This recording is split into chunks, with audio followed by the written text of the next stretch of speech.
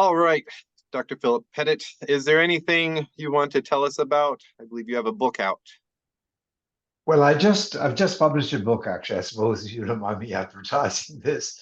I've just published a book with Princeton University Press called The State. Now, the reason why I thought about this topic and then wrote a book on it is the following. I felt that um, in thinking, even thinking as a Republican about, as it were, the ideal state or set up in society, we often write as if we're starting from, as it were, a, a clean sheet, starting from ground zero. Even Rawls does that in his book on a theory of justice, where he says, well, here's my starting point. We assume that society is, it's a group for a collectively beneficial group established for our mutual benefit. That's very abstract, and I came to think that, look, when we ask about what does the ideal require, we should have a good sense of where we're starting from. And I think, as a matter of fact, in today's world, we're always starting from a state, because the world is now a state-bound world. There's no area of the world, really, which is not under the control of some state. That means a little qualification, but only very little.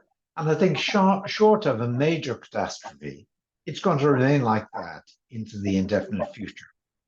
So what this book looks at is, how should we think about the state? What is it about the state that is, so to speak, never going to change? What are the constraints that starting with the state imposes on our ideal of justice, right?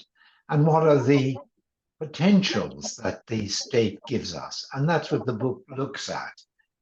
It identifies a view of the state on a basis I won't bother you with going into it now, because we're more or less out of time, aren't we?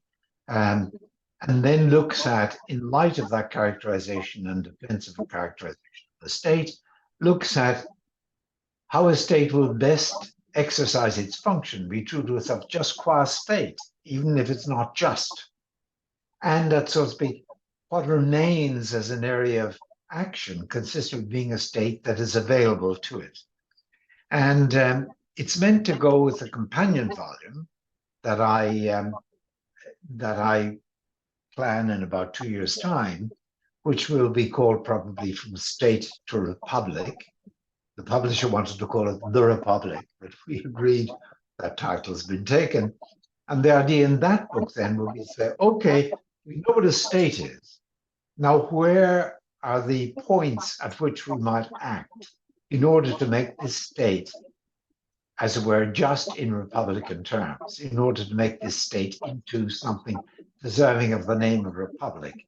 And of course, now, given what I've just been saying, we've been talking about what that means is what is required in order to ensure that the people who live within this state, at least the adults and so on, enjoy freedom as non-domination in relation to one another, being able to look others in the eye without reason for fear or deference, and what's required for them not to be dominated vertically rather than horizontally by the state above them.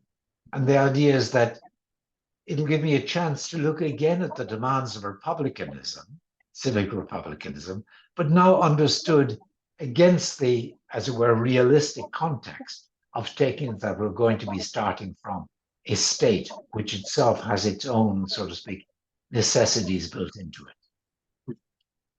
The idea is to avoid utopianism, constructing an image of an ideal that might be possible in the abstract, but it's not an ideal we could get to from where we are. The old Irish joke, the Irish farmer who's asked, how do you get from here to Dublin? And answers, well, if I were going to Dublin, I wouldn't start from here.